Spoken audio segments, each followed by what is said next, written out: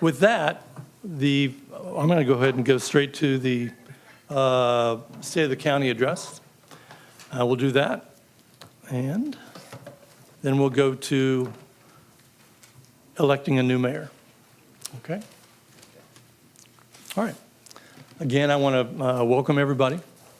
Today is an exciting day for our commission. It is our annual reorganizational meeting, and we get to change our seats. Hopefully, you know, this is last year when I was saying this is where everybody will be sitting. And with it, a different vantage point and point of view. Literally, yes, but in spirit, too. And of course, we also get to elect a new mayor and vice mayor. Before we get there, however, I get one last chance to get a word in before I hand this over to the next mayor, my last chance. First off, I want to thank you all for your trust in me to carry out this role as mayor. It's been an honor and it's been fun. I got to hear myself in the airport. That's the one perk we get. And even better, my brother got stuck at the airport for hours and had to hear me over and over and over again. That was where he actually called me and said, "Make it stop." So even though they say the mayoral role is purely ceremonial, the truth is that this position does come with some extra responsibilities. Those responsibilities come with no extra pay, and that's okay, that's all right.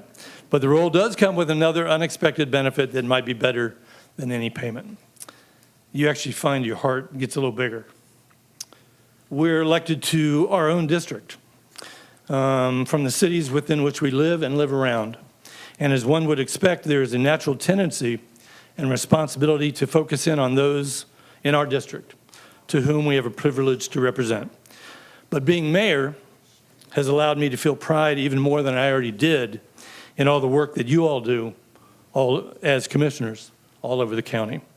Whether it's Commissioner Fisher fighting for us for Tri-Rail and commuter rail and the Third Amendment on the surtax, making sure we can all get around, or Commissioner Bogan encouraging people to get life-saving scans, or Commissioner McKenzie building houses and walls and neighborhoods, or Senator Geller and trying to keep us from drowning and buying arcs, or Commissioner Davis trying to keep planes from falling out of the sky, or Commissioner Rogers helping small businesses get off the ground, or Commissioner Udine trying to bring big business and innovators to relocate to Broward, or Senator Rich in trying to make sure everyone has a home and our children grow up strong.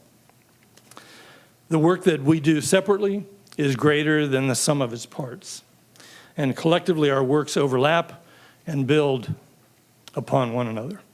And for that, it has been a source of pride to enjoy your successes throughout the year. Thank you for trusting me with that privilege. And it isn't just our commission.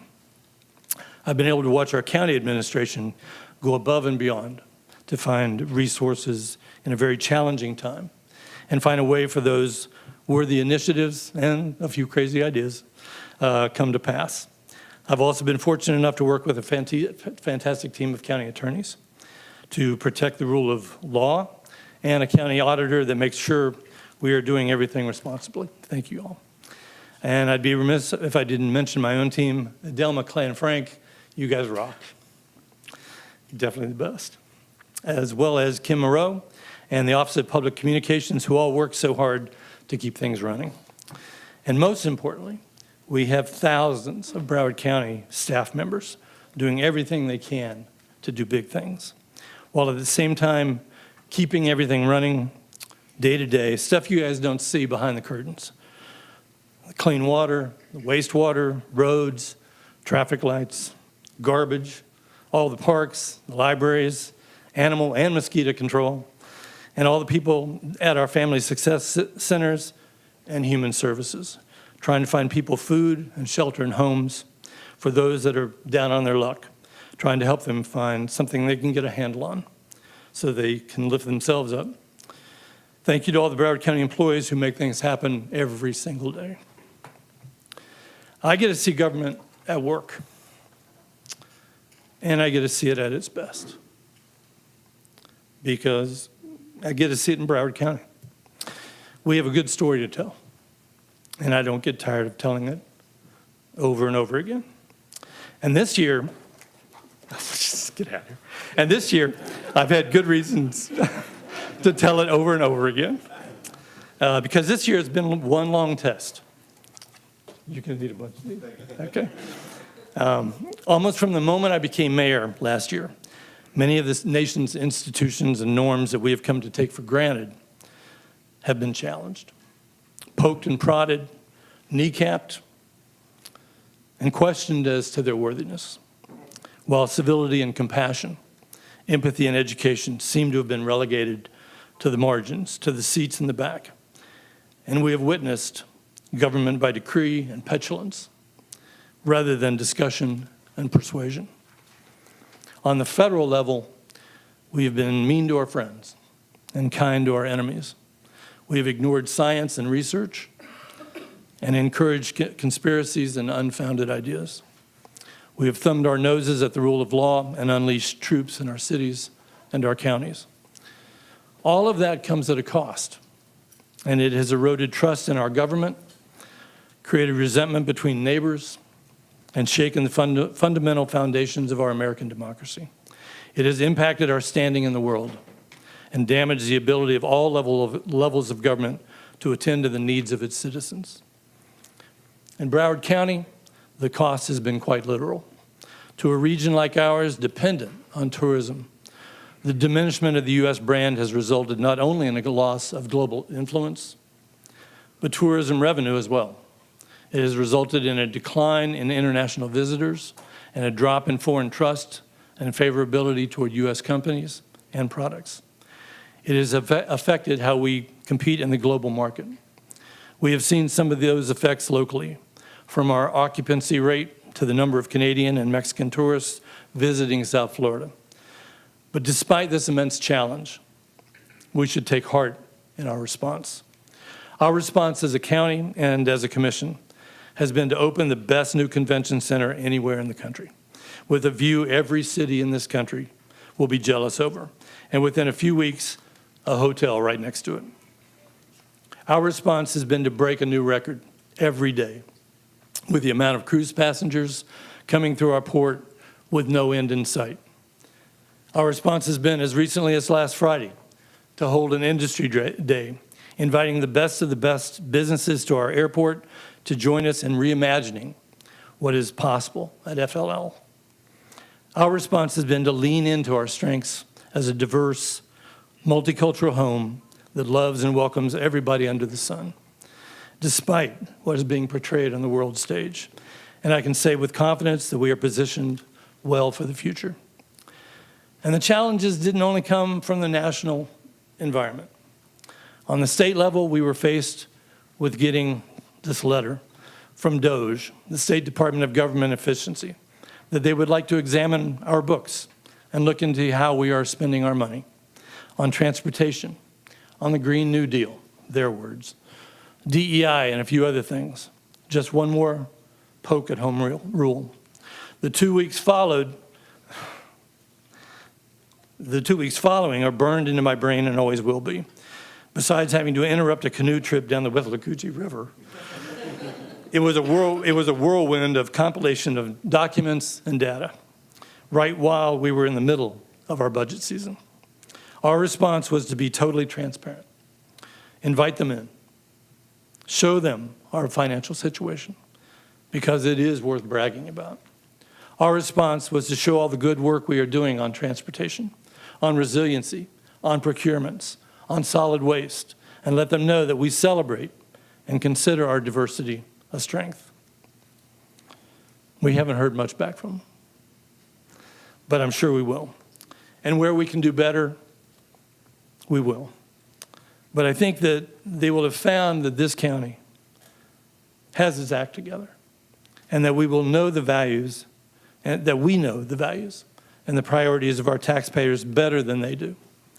Instead of trying to make an example out of us, I hope they use us as an example of how to run a responsible and effective local government. Broward County isn't going to be cowed or back down from leadership. Right now, as we speak, in Belém, Brazil, COP30 is taking place, where over 200 nations are convening to deal with the challenges our planet is facing. the United States is not there. But many American cities and counties have contributed their ideas, plans, and experiences because that is where the momentum is. Despite what is happening on the state and national level, the real innovation is happening locally. And Broward County can be proud to be one of the leaders that the municipalities and counties around the world look to for ideas. That's just one example of how Broward County has stood up to the difficulties of the present and become an international leader for our future. This year, despite our challenges on numerous levels, we also had some amazing successes. Yesterday, down at the beach, after 30 years of trying, we have a crew building the sand bypass that will provide sand to the southern part of this county in a sustainable way for the foreseeable future. Our contribution last year to the South Florida Water Management District resulted in a completed Central and South Florida study that will allow us to request funding to build pumps to keep our heads above water for the future. In Palm Beach, Miami-Dade, and Broward County, after a decade of trying, agreed to an interoperability deal where you can travel among all three of our counties and our transportation systems, and your ticket will be accepted everywhere. And we finally have a master plan for solid waste. Still has to be passed by 80% of the population of the county, but we have jumped over a lot of hurdles. And years after being asked to take out the trash by the county commission, it's finally getting ready to be picked up. Don't just take these accomplishments as a subjective exercise. You can see results in our metrics. Take a look at our unemployment rate, our bond rating, our reserves, building permits, wage growth, income migration, venture capital money, our growth rate. We look good. We look good on all those levels. We have leaned into our strengths, invested in ourselves, and positioned ourselves well for the future. At the port, the airport, and throughout all the public amenities, we have made some good choices as a county and provided what quality service and real opportunity at a time when those things are not necessarily in abundance throughout the United States. But we all know that no matter what metrics or accomplishments are listed, there's still more work to do. For those individuals that have tough choices ahead of them, who aren't thinking about economic development or land use or coral reefs or climate change, but instead are thinking about working a couple of jobs just to pay the rent, who are looking for bargains without the luxury of looking at the political landscape or the big picture like we can. There is more we can do. We have an affordability problem. We know that too many young people are finding it hard to make ends meet in this county. And I think this commission has rightly looked at the problem with a multi-pronged approach of trying to both increase the supply of housing with options for funding into the future, along with recognizing the need to bring good jobs that pay well, that can help close that affordability gap. And I know this county tries its best to make sure that our safety net is strong and doesn't have any holes in it. But still, sometimes people do fall through the cracks. And we always must take a look to see where we can improve.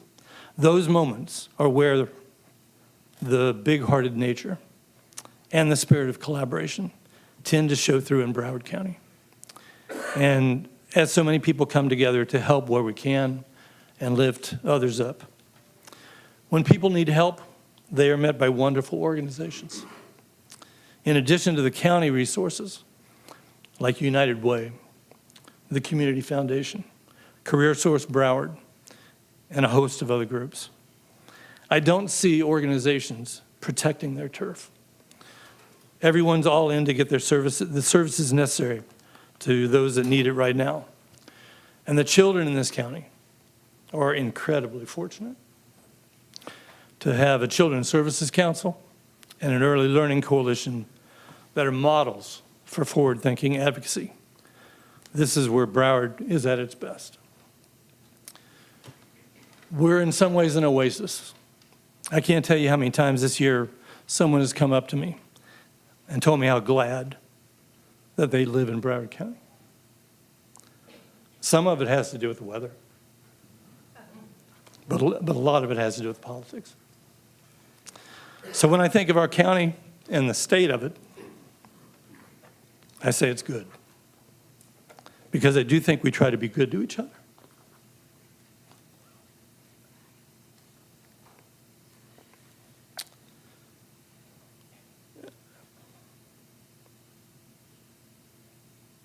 And that's the kind of place.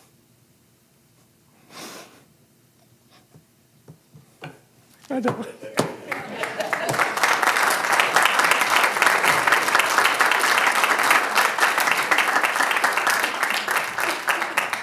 That is the kind of place I want to live, and the kind of place I want to call home. And hopefully we can provide a model for other places around the country. So I want to thank you guys for your, damn.